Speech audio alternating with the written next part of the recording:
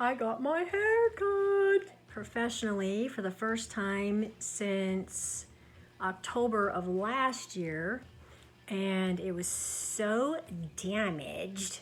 She had to cut quite a bit, but I have no problem with that whatsoever. I love it. She gave me a nice professional color, and I'm thrilled. My hair is so dry. The ends, if she had cut off all the damage, I'd probably be bald. It just looks so much better, more healthy, more shiny, and I'm so very happy with this haircut. Thank you, Tracy. So the first thing I'm gonna do today that I have not tried before, and these are coming from my subscribers, I've gotten some comments. I've been using this Revlon Colorstay 5-in-1 Skin Awakened 5-in-1 concealer. Using it for primer on my lid because it's so good at keeping my shadow from falling, and it also brightens my eye. This is the shade Universal Brightening, and the one downfall is that it makes application of eyeshadow a little more difficult to move around because it stiffens the eyeshadow. Someone suggested that I add a little bit of powder over the top of the concealer, and I didn't do that initially because I thought, won't that dry out my mature crepey eyes? Apparently, if I just use a little bit, that will that'll solve the problem with the shadow being more stiff, and just a little bit of powder is not going to exacerbate the crepey. Just gonna move this around. This is a Farmasi dual end brush here. I'm just gonna move it around a little bit. Get it more evenly distributed on my eye. I love using this as a primer. It's very bright. It covers, you know, discoloration. Here comes the test. I'm going to take this e.l.f. finishing powder. I'm gonna tap my brush in there and just get a teeny tiny little bit. This is the pressed powder. It's not the loose powder. So I've got as little on there as I possibly can, and I'm just gonna sort of sweep it over. I'm being very conservative with this, so it may not be enough to make a difference in the eyeshadow application. I don't know, but I'm definitely gonna be conservative with powder on my eyes. And if I need to add more next time, I will do that. Let's go in with the other side.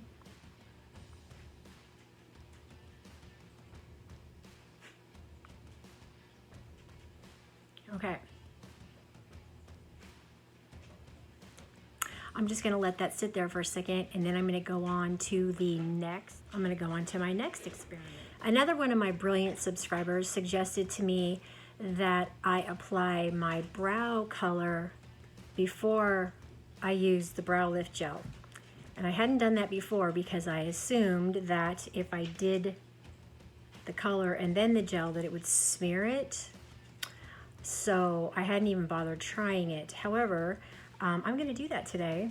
I use this Farmasi Mono Brow Powder. This is in the shade Light Brown. She uses an eyebrow pencil, so maybe the formulation is different. I don't know, but I'm gonna find out right now. So I'm gonna take this Farmasi brow brush, just dip it on in there, and fill in my brows. I'm telling you guys, castor oil gig I've been doing on my brows is helping. Very happy with that. I'm gonna go in here and just very lightly fill in sort of bare spots and maybe cover up a little bit of the gray.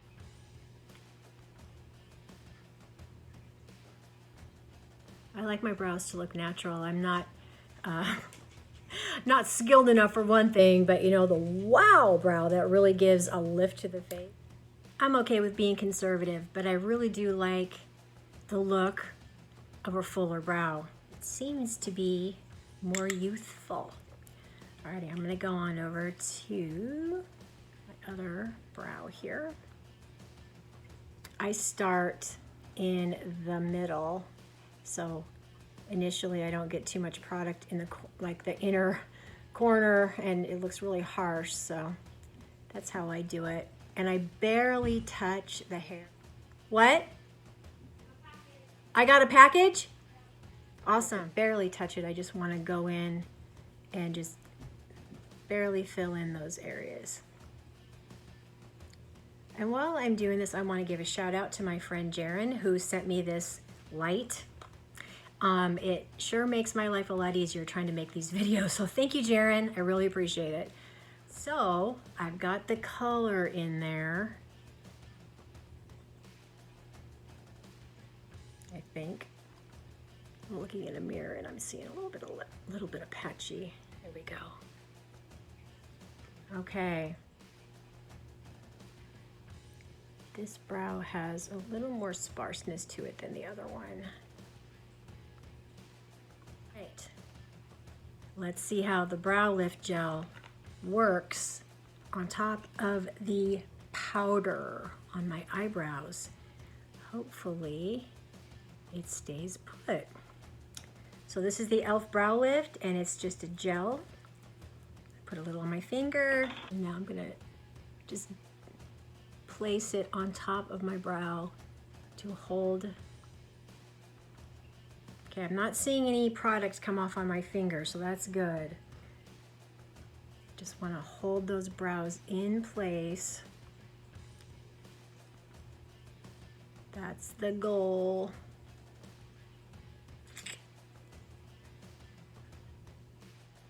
So what I'm finding here is the product is not coming off, but I'm seeing where the brow gel separated my brows, making it look like there's a little bit of a bald spot, I guess you could say, but that's not because the products came off. It's because my brow moved, which is not a big deal, because I'm just gonna use this brush from Anastasia. This is completely empty. There's no gel left in this whatsoever. So I'm just gonna use the brush to just shape the hair on my brow back in place. Kim, you're a genius. Thank you for the tip. That's a win. Right. Now I'm gonna go ahead and try my eyeshadow, and let's see if the shadow goes on easier with the powder on top of the concealer for primer. Later in this video, you're gonna see a pop-up surprise where I got a delivery. That'll make sense, but here's a hint. This is a flat angled eyeshadow brush, and it's looks like it would be really good for the crease, so I'm using it for the first time. Alrighty, I'm going to do my eyeshadow using this e.l.f. Bite Size Quad in Love You Latte. And I'm gonna start with this dark shade. Now these e.l.f. quads are $3, and they are amazing. They're amazing. The fallout's really not a problem with them that I have found. So I really should put on a shadow where the fallout is horrific, and then we'll know for sure. But anyway, I'm placing it the color where I want it, and it looks like it's going on pretty well. Easier than it was a couple days ago when I tried this without powder, so I'm gonna go ahead and say that's a win. Thank you, Jeanette Scott, for this suggestion. All right.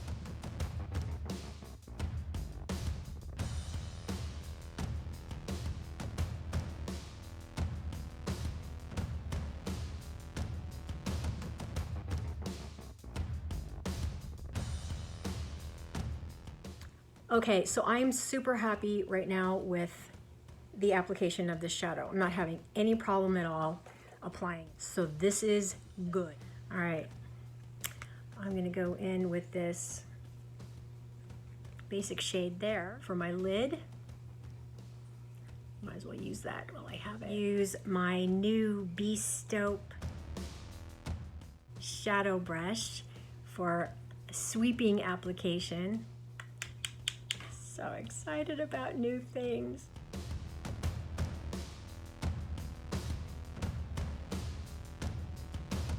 Same color, not doing a fancy eye look, just basic, just to see how it works.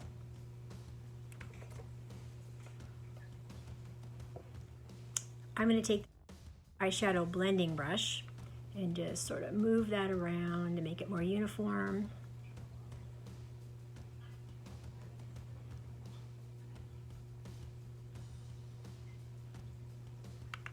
Woohoo! And I don't have any fallout. Delivery! This was not expected, so I'm gonna go ahead and do a unboxing. One of my dear friends from back in Florida sent me, oh, she's so lovely. You know who you are. She wouldn't want me to say her name, but you know who you are. She sent me an entire set of new brushes, BS Mall. Oh my gosh. What do we have here? Oh my gosh, I'm so excited. Oh my gosh. Thank you so much. Oh my gosh. Okay. Okay. Oh, they're so soft. Okie dokie. Oh yeah, we will be using these in this video moving forward. The other thing that she sent to me, oh my God, sent me another light source. This is a ring light with a stand. Right now my camera is taped to a dresser drawer with my camera or my light source clipped to the top drawer, and it's working fine. It has worked better than anything else, but this is going to give me some options. So much. Oh, my friends are so amazing to me. I'm so blessed. Ooh. Hey, you know what?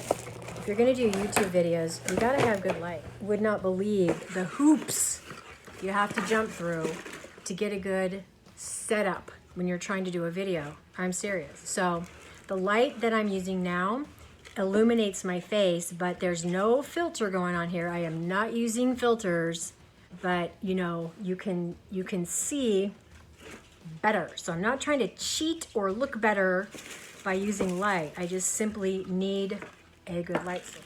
I've got a stand and everything.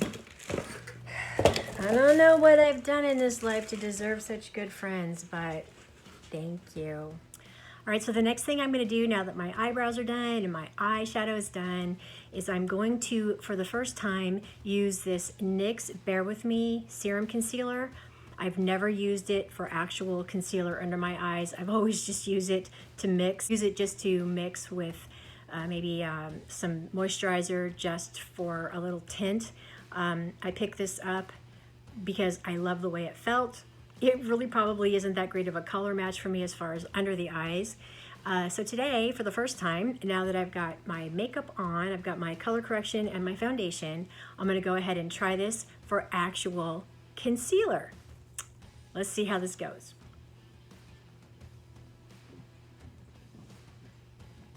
Just gonna use a little bit. I'm gonna take my new Bestoke angled concealer brush. Oh, so excited. And I'm gonna actually put some on the brush first, try it that way, and then apply it gently.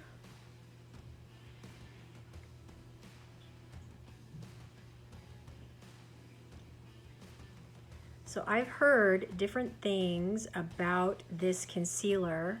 One is that it goes on initially quite well, but it can crack after a bit if you use too much. So I'm being pretty careful with it.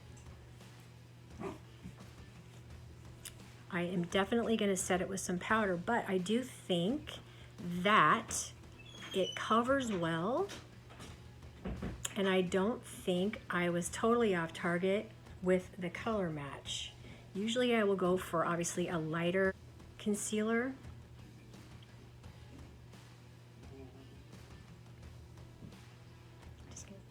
Okay, I'm gonna go in with a little bit more on the other side.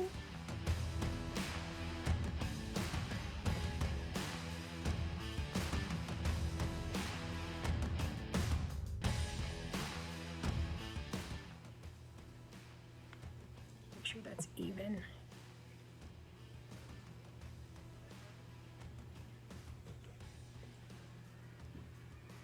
All right. So, good coverage. Not the best color match, but not terrible. But the way it's behaving, I like the coverage. All right, I'm gonna set my under eyes now with a little bit of this e.l.f. setting powder and this new Be-Stope soft powder brush. It's the first time I've ever used a brush like this under my eyes, to be honest with you. And just gently, oops, gently just press it in. Anything under your eye that is gentle is a bonus. Your eye will love it. The less pressure, the less product, less is definitely more. At least in my case. It doesn't take much for my dark circles to just start screaming at me. While I am doing this, I'm gonna go ahead and powder the rest of my face with this powder brush. Why not? I'm not doing anything fancy with my face or as far as my makeup goes today. So, eyebrow with powder and then gel, success. Concealer plus powder for primer on my eyes, success. Concealer, I'm gonna check in a little bit later and see how it's working, but so far, except for the fact that it might not be the best color match for me, but the way it's behaving, I'm gonna call that a success. Okay, we're back. We're gonna check that under eye concealer and see how it's held up over the last couple hours anyway. Not exactly an 8-hour check-in, but let's have a look. I'm looking in this 10 times mirror, and what I'm seeing is I'm not seeing any cracking or creasing in the concealer itself.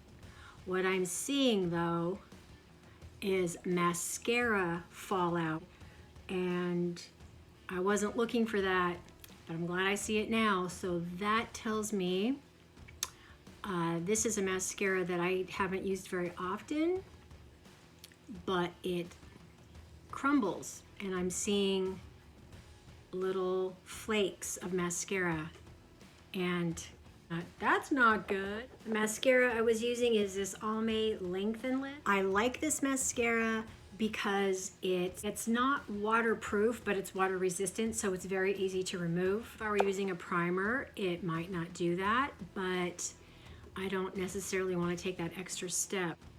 We will not be using that mascara again. The concealer so far appears to be holding up wonderfully. Just got to get rid of that mascara. All right, well, thanks for hanging out with me today. If you've enjoyed this video and you'd be so inclined to give it a thumbs up or subscribe if you haven't, that would be amazing. Hey, here's a preview for next time.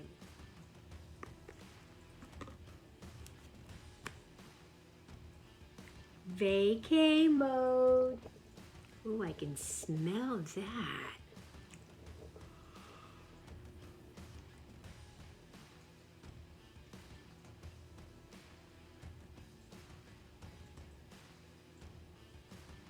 Better not miss it. As usual, thank you for watching.